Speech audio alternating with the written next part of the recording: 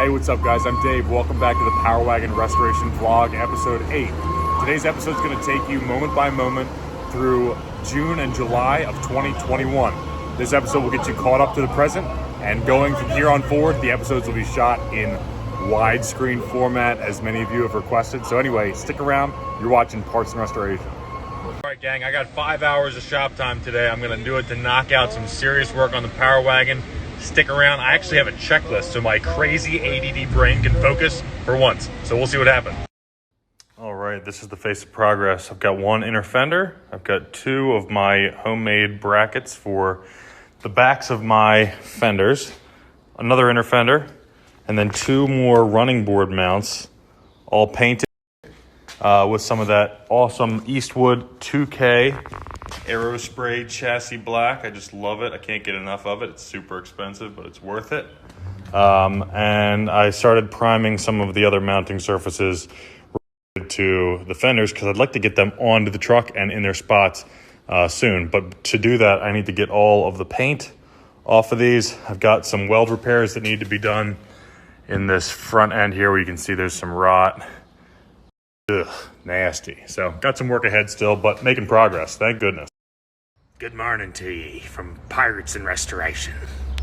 All right, with that little bit of weirdness out of the way, on to the work. So today, I have to do a brazing, well actually it's gonna be a soldering repair of this, of this radiator.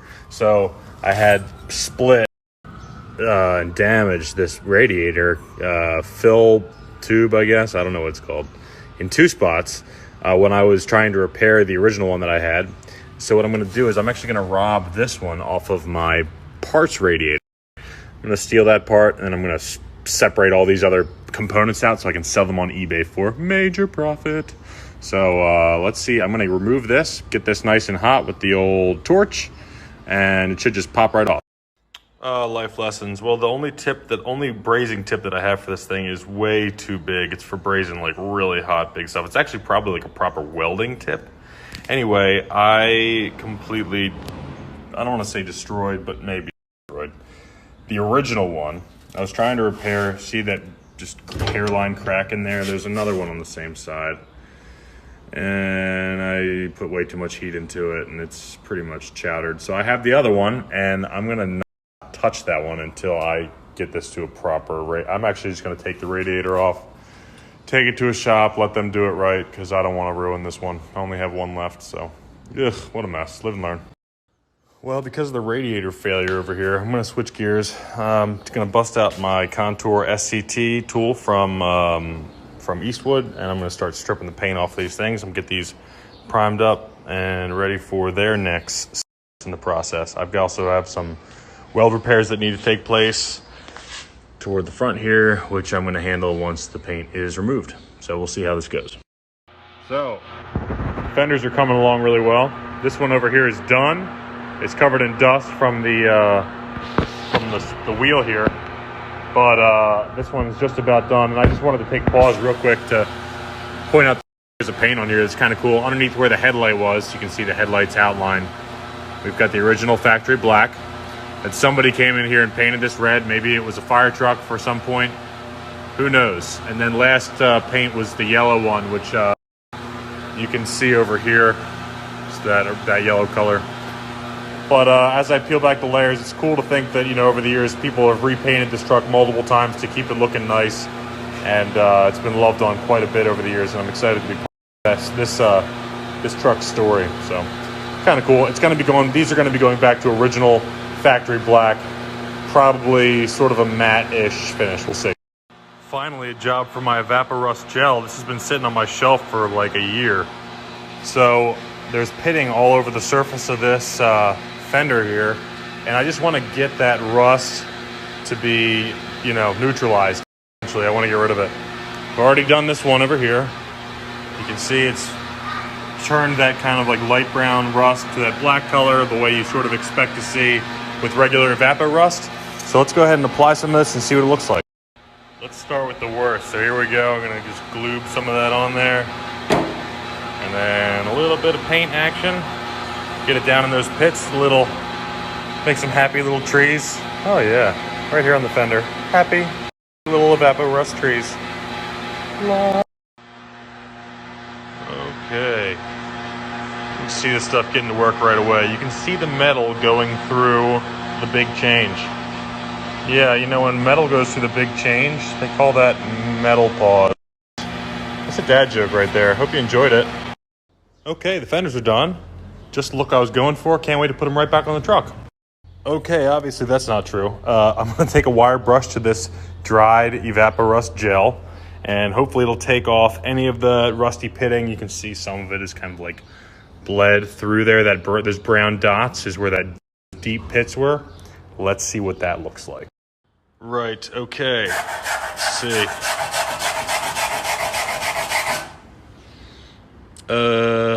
Maybe it needs more time to dry? I don't know.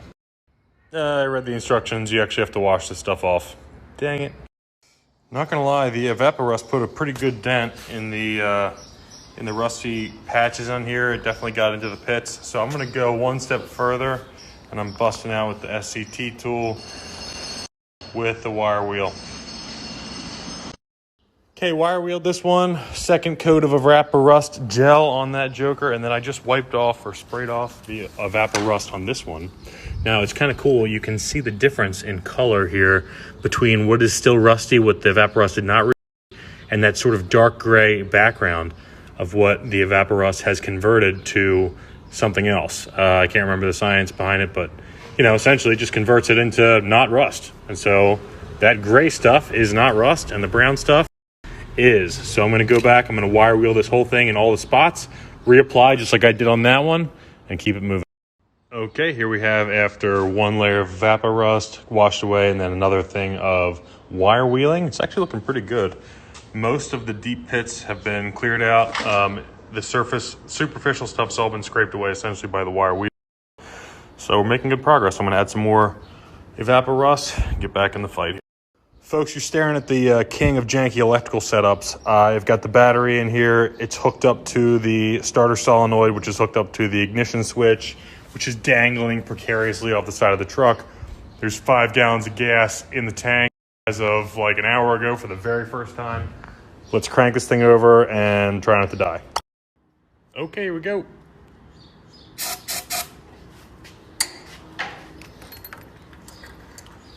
Oh my God, one-handed is impossible. Here we go. Got my hand on the ignition. That's awesome. The best thing about having glass fuel filters is you can tell when the fuel's reached its destination, and in this case it has. It wasn't there a minute ago, so the next thing I need to see is it in here, which will probably be within 1 or 2 starts. Let's make it happen. Okay, we're seriously about to find out if my carburetor's set right, because I got fuel squirting up into this filter now.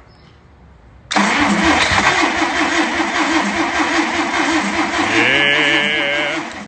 Okay, before we finally start this thing up, I want you to observe the setup. This is my throttle return spring. Totally legit. It's actually factory OEM from Mopar. Got this new old stock on eBay.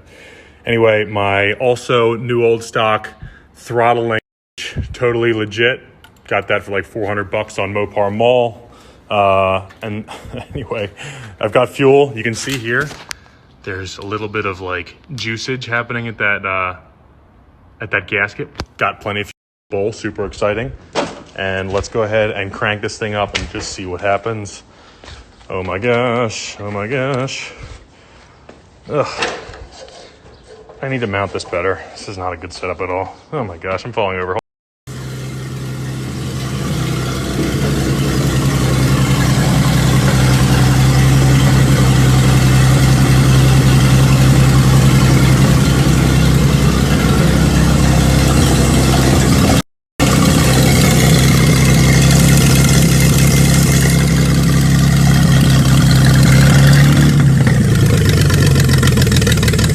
Well, there you have it. 16 months into the restoration. This is the first time it's run on gasoline off of a fuel tank.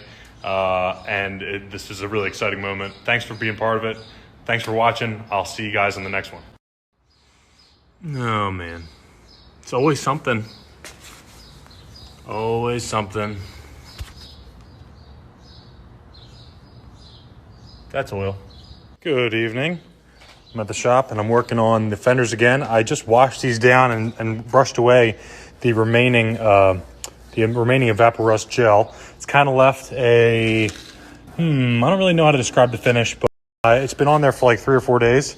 Hopefully it hasn't done any damage. I don't think it has, but it's a little bit rough in some of these spots that were sort of shiny. So anyway, I'm coming back in with the wire brush and see what happens.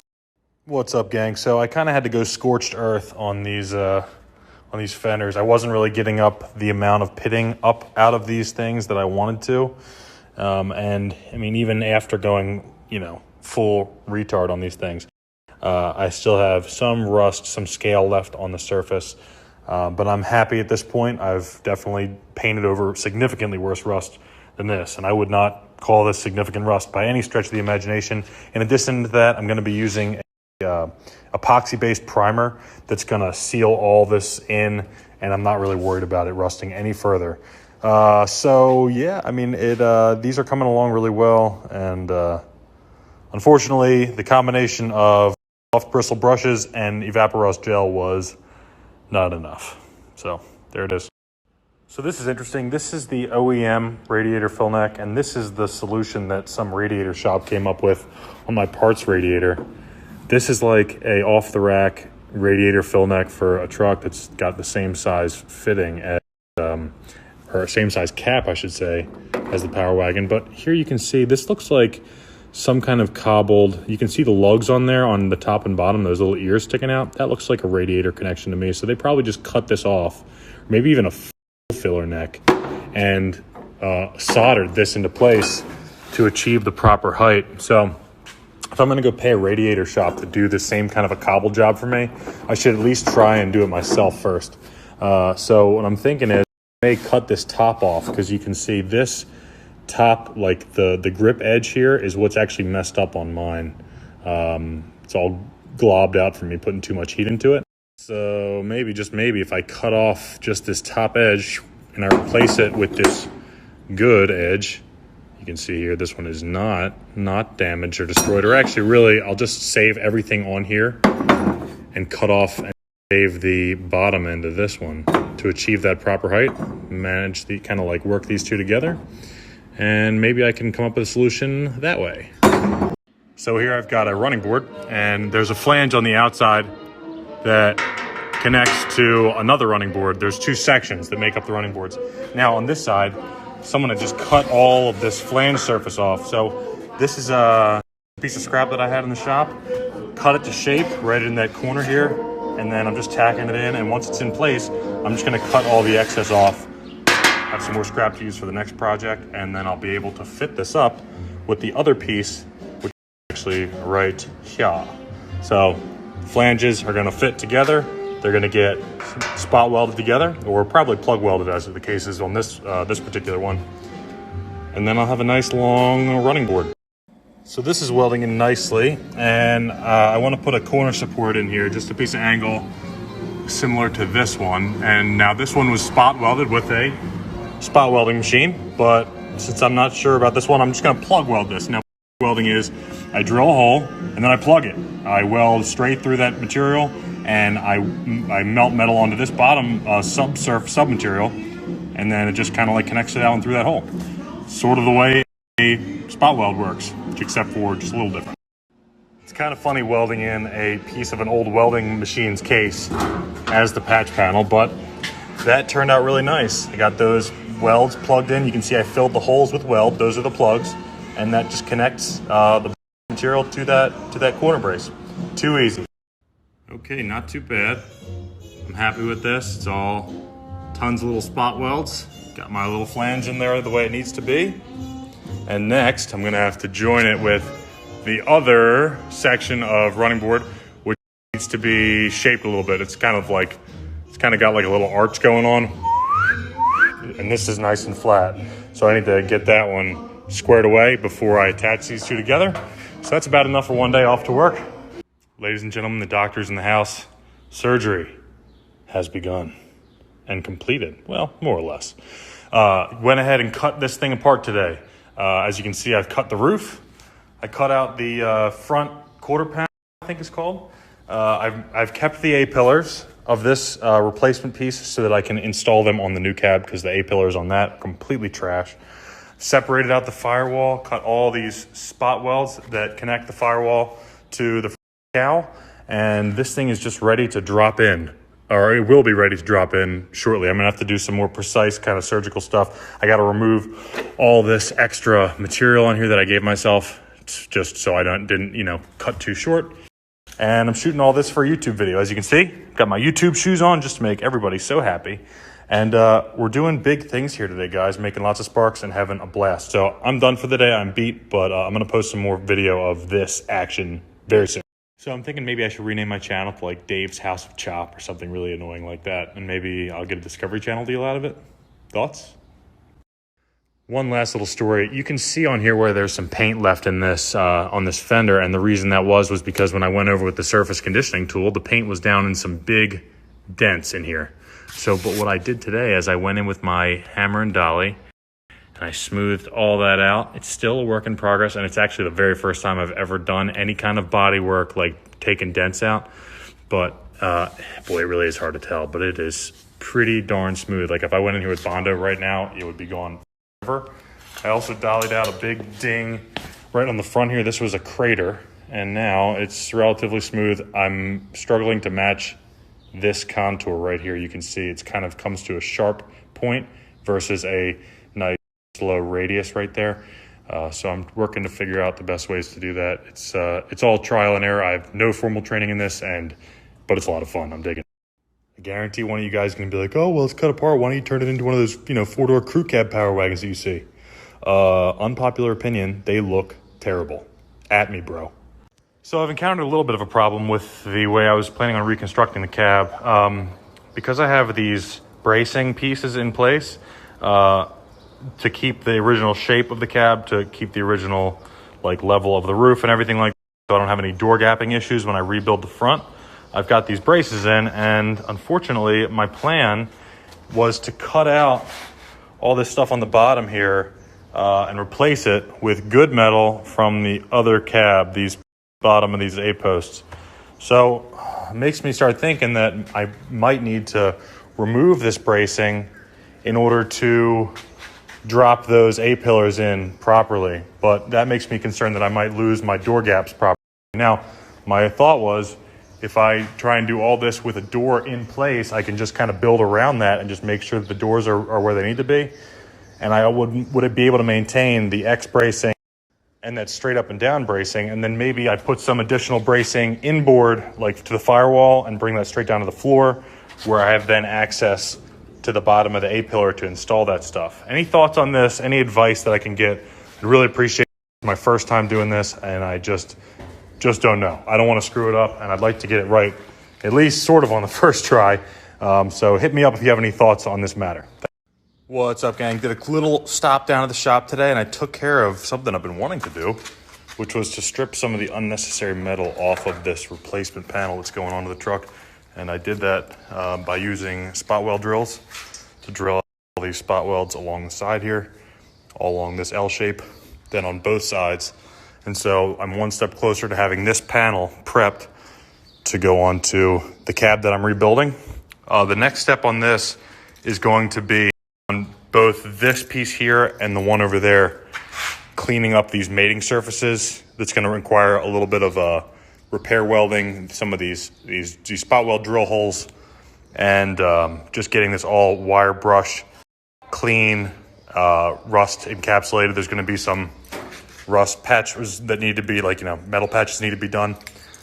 Just in general, getting this thing ready to go back onto the cab. Right now on YouTube, I'm at 29,990 subscribers. Take 2 seconds, go to my bio, click the link to the YouTube channel, hit that subscribe button, hit the bell notification, hook me up. Let's get to 30,000 today. Hottest day of the year. Whew. This place has no air conditioning. I got a fan. But let me show you what I've been working on. It's been a productive day. Here we have the cab. It's been braced in a new way. I changed the bracing up. I needed access to this A-pillar area, which you can see is missing. We'll get to that in a second. So I removed my braces. I welded this section to the uprights. I put in this X right here so that the front section would stay in place without interfering with this area here. I also tacked in this straightaway across there that'll keep the quarter panels in relation to each other as they are, or as they needed to be. But I created some access so I can just get right into this cab. The issue I had was I wasn't able to drop in my replacement cowl section because I had interference along this mating surface. So I moved all those away, and now I've got my cowl completely separated. All of the metal has been removed that needs to be removed. I have to come in here now and do some repairs. I've got some rot on the bottom of these A-pillars on both sides. That needs to be cleaned up. I'm gonna take this thing to a dude that does sandblasting and have this blasted, and get all the internal sections blasted out as best as I can, because they're a little crusty on the inside. Up underneath here, everything needs to be blasted nicely. But that is going to mate up to it's dirty right now. I need to get in here with degreaser. But this firewall, these kick panels, and the quarter panels are not rusty. They're just dirty, for the most part. I take that back. A little bit of rust. Got some more, no big deal. But anyway, that's all I got for today. I'm making good progress, and I'm making a video of this one. It's going to be awesome. So this section of metal sits directly above the windshield. This is like the front of the headliner, I guess you could say. I'm not sure the proper term. But a lot of people call this the mouse house because mice get up in here and they occupy the space and they pee all over the place. And as you can see, they just rot that metal away in no time flat. Anyway, I've got a solution, or at least a plan, to get this back up together. I cut up my other mouse house, the one out of my other cab, repair panels out of that, and I'm going to start patching these up. I also have a ton of steel that I can use to fix these. This is the worst section right here compared to this. Just completely gone. So I got to get that patched up. Check out this abomination. I've got the front cowl kind of just mocked in there. It's not trimmed up, as you can see. I left myself a ton of extra metal to play with. But I removed all of the rotten A-posts out of the yellow cab. I have repair work to be done on this cab's A-post on both sides, but I just thought I'd stick it in here for good measure because I took the time today to kind of clean up all these edges, remove any additional metal up in the front so that they can just kind of mate together just right, and we're getting close. As you can see right here, this is where that mouse house piece came out of that I just showed you.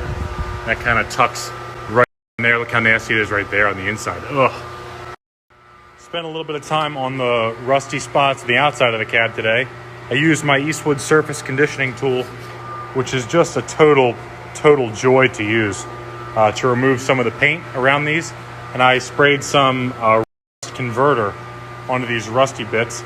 I don't know how much of this is actually going to be kept. I may patch in repair pieces from the gray cab to fix some of this metal.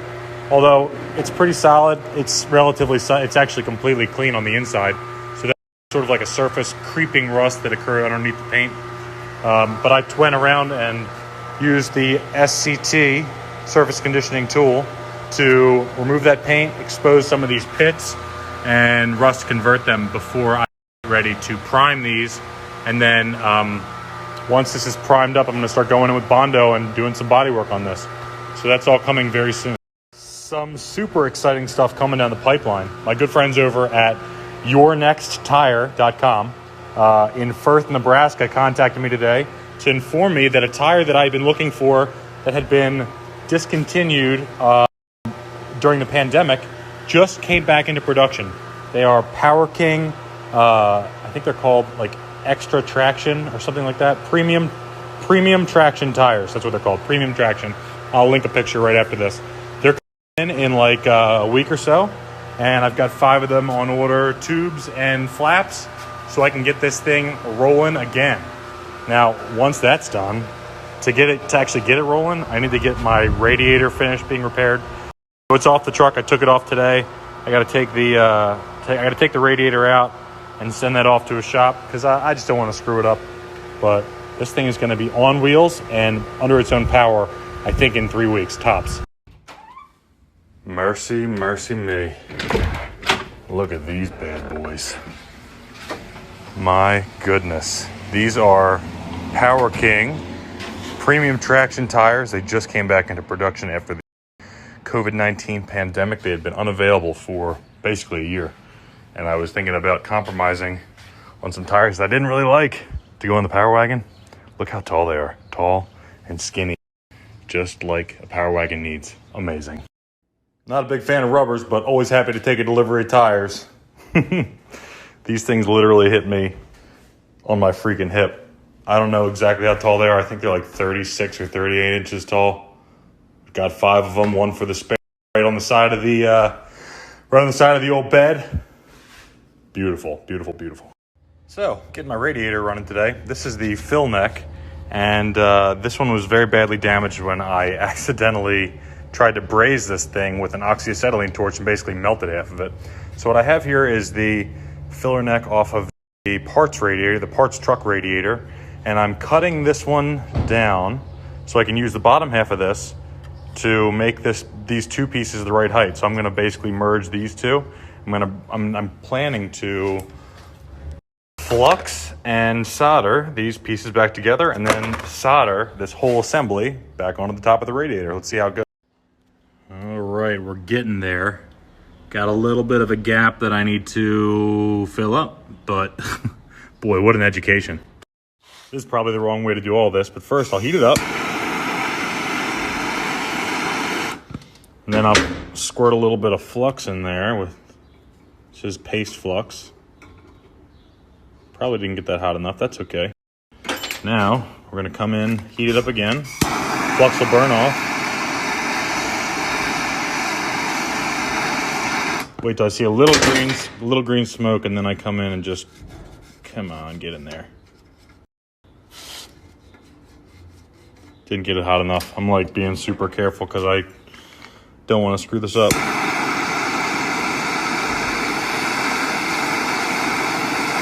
Okay, starting to see that solder flow. Okay, there you go. Get in there, you little rascal. Yeah, I see it. It's wicking right into that crack. I'm not really looking at the lens camera at all, so I don't know if you're seeing this, but oh yeah, you are. Cool. Officially a wrap. This is done. Put away the solder and the flux and the torch. Done. Now the fun part about this project being done is now I can reinstall this in the front of the truck, put fluid in this, hook up the hoses, put fluid in, and actually run the truck. Run it. Let's do that now. Back on. And now I've got all of my hoses from the water pump into the radiator hall hooked in. Great progress. Now, been doing some rust removal and replacement on this A-post here. This is brand new metal right in this space here. There was a ton of rot and just completely trashed metal right here.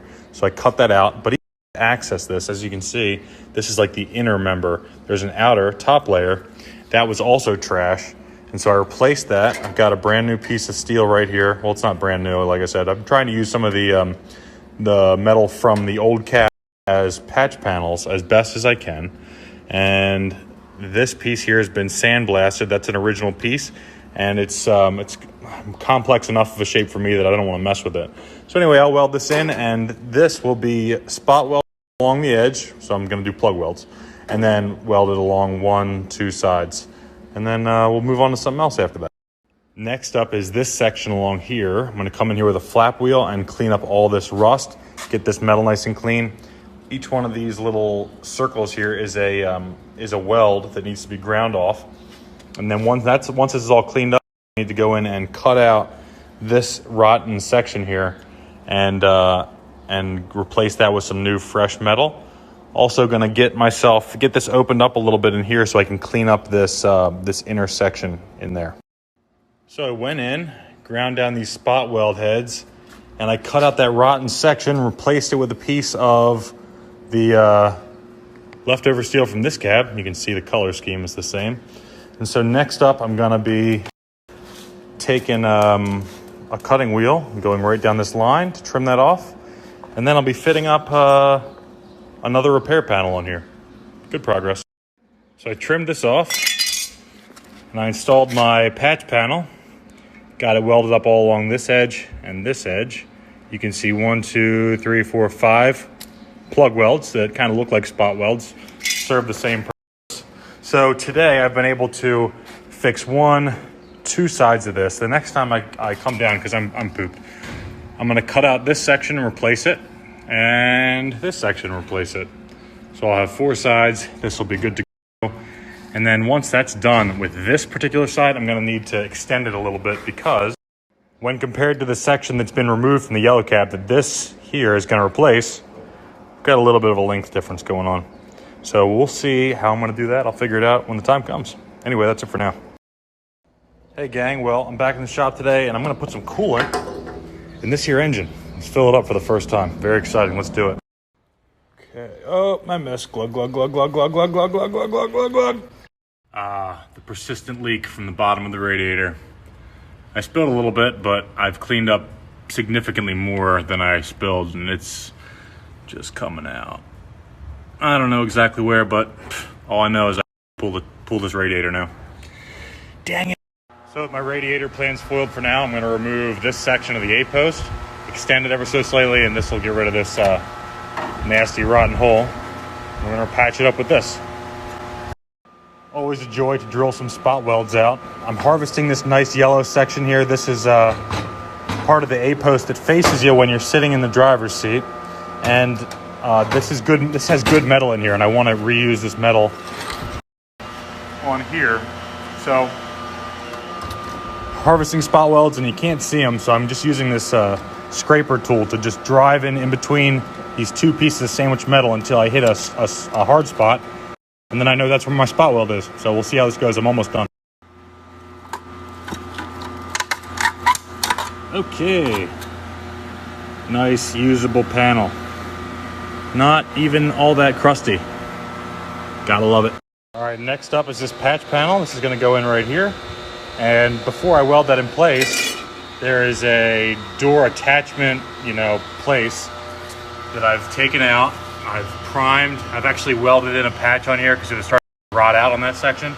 And I'm going to weld that back in as well. Getting there. Nice little spot welds in a line. Going to hit that with the wire brush, put some more down.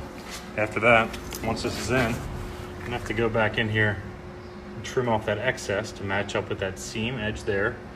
And then lastly, I'm going to be replacing everything on this face all the way down, all rusted out and nasty. Oh, ain't that something? Rainbow. So as I showed you earlier, this top panel here was completely rotted out, but using some extra pieces, actually, it would be like the piece right here from the actual yellow cab. I got this piece of steel. I made a correct flange for it. As you can see, this is actually welded on to match that angle. And now, here we go. That's going to go right in there, get that welded right, and this will be basically done. Ah, yes, like it grew there. It's a beautiful thing. So I've got my measuring stick up here. Just taking a look and seeing how I'm coming along. I'm starting to build up past where I had made the original cut, and I think I'm getting pretty well in the ballpark of where I need to be lengthwise. On this new piece here. So that's going good. I'm done for the day, but all the way around, we're looking at new metal. No rotten rust on this bottom end, which is where it's the worst. I've got one of my hinges in here just mocked in, just so I know that it fits. I had to re-weld this hinge mount in here, which was kind of tricky. I had to make sure I got that done at the right time when everything was all opened up. But that worked out. I'm really proud of the way this turned out. Nice and line, nice and straight, and made great progress today. It's a lot of work just getting in all of these nitty-gritty details, but it's worth it. So now that I have a good feel for how to rebuild one of these columns, I'm going to be doing the second one here on video for a video for YouTube. So that'll be coming out, well, once this has been reinstalled. The title of the video is like cab surgery or something like that. So the video will be posted once the cab has been structurally rebuilt. So making good progress and look forward to seeing that soon. Good evening. Green sludge on the floor. Bad news. This thing has some leaks in it. Tonight, we're going to find out what is causing them leaks. I'll tell you what, if I had $1 for every time I had to take this whole radiator assembly off, I'd have like $5. Dang it. I see a clue. That's a clue. Got the radiator out, and now filling up a tank so I can pressurize it ever so slightly to make as it bubbles. Of course, I immediately find the tape that I've been searching for 20 minutes. That move when a pretty girl comes to your shop, but you can't find a condom. Well, the air's on, and all I can say is, birth's controlled. Well, there's your problem.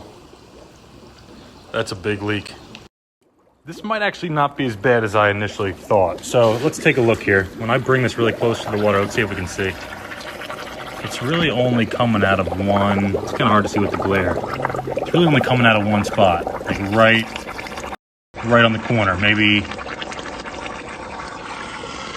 the one furthest to the edge and the next one in. So I'm gonna throw a little bit of solder on that, see if it gets me anywhere. Okay, we solved this one, but we also have one thing going on over here too. Now, on closer inspection, I actually thought it was just the joint here, but I put so much tape on there, there's no way. Anyway, I've got a little leak. I think it is just the outermost radiator tube. That's not the right word for that, but whatever the heck it's called. And it kind of makes sense too, because when I was looking at the bottom, this is the bottom. There was fluid accumulating right on the corner here, and right on the corner here, and nowhere else. Let's see if we solve the mystery. Let's flip it over and we'll check that. When I actually look at this, I can see there's sort of like a rusty-ish area right around the top of that tube. It's definitely coming out of there. And you know what? It's also leaking from the second one in as well. See how it's kind of bubbling out of that second. Now on this side, let's zoom out. There we go.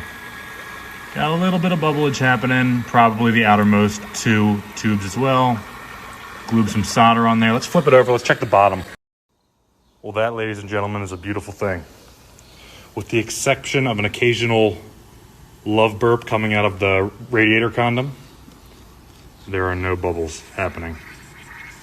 Oh, wait, what's this? Okay, there's just water coming around and gurgling around the top. So we know it's the top tank, which makes sense because this thing fell head first and landed on its filler neck off the front of the bumper one day.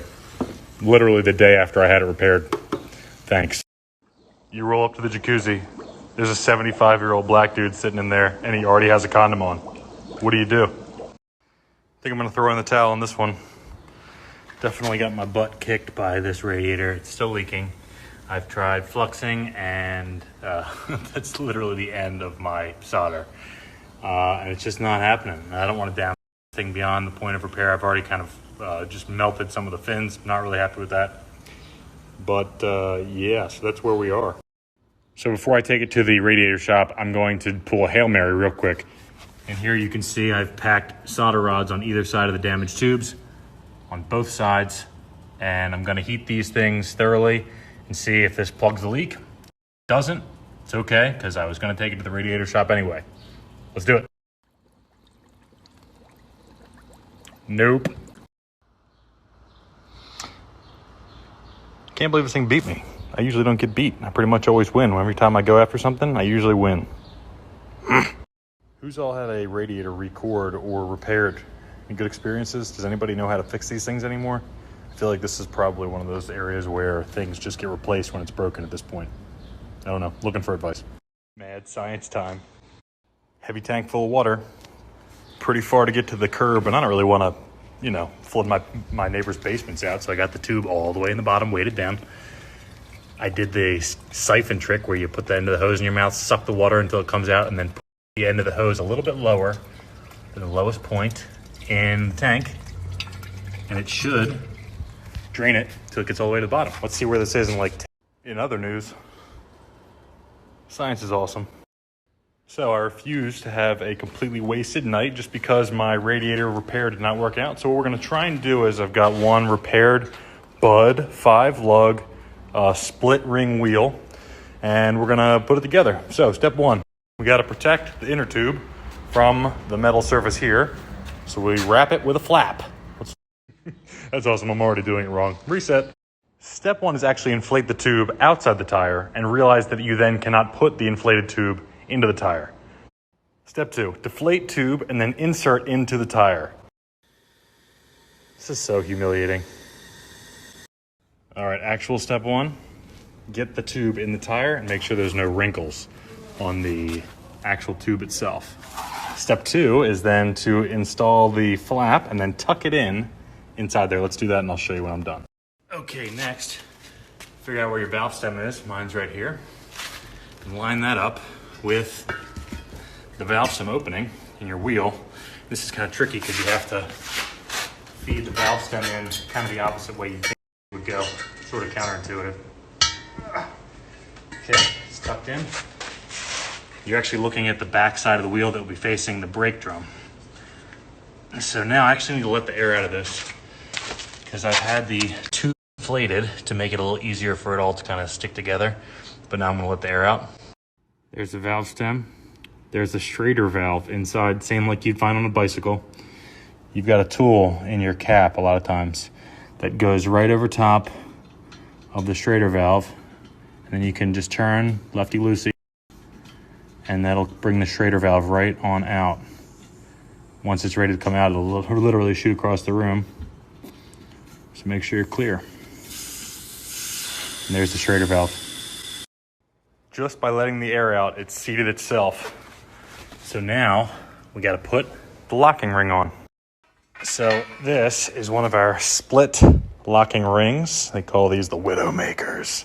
Because if you're not careful, if these aren't properly seated when you inflate the tire, this 10 or 15 pound piece of steel will fly across the room and take your head off, and it's killed lots of people. So these can be very dangerous. Now, we put these on with the tire completely inflated. You want the Schrader valve to be out. So there's no chance that there's going to be any pressure on this thing. We're going to set the split opposite the valve stem. There's my valve stem. The theory being there's a little bit of extra weight here, a little bit less weight there, helps keep things in balance.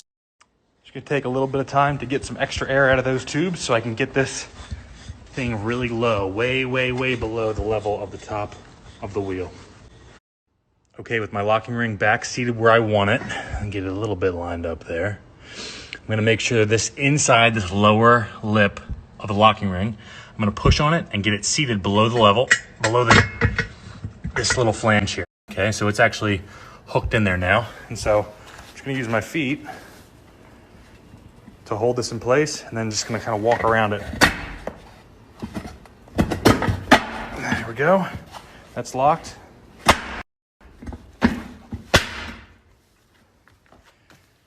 And there we have it.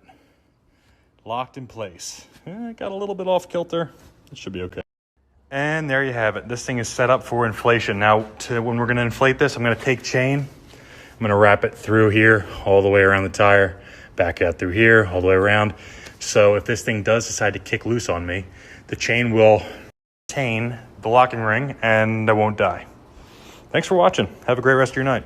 If you like that video, take some time to check out my other ones. I have no idea what I'm doing, but I usually figure it out. Thanks for watching.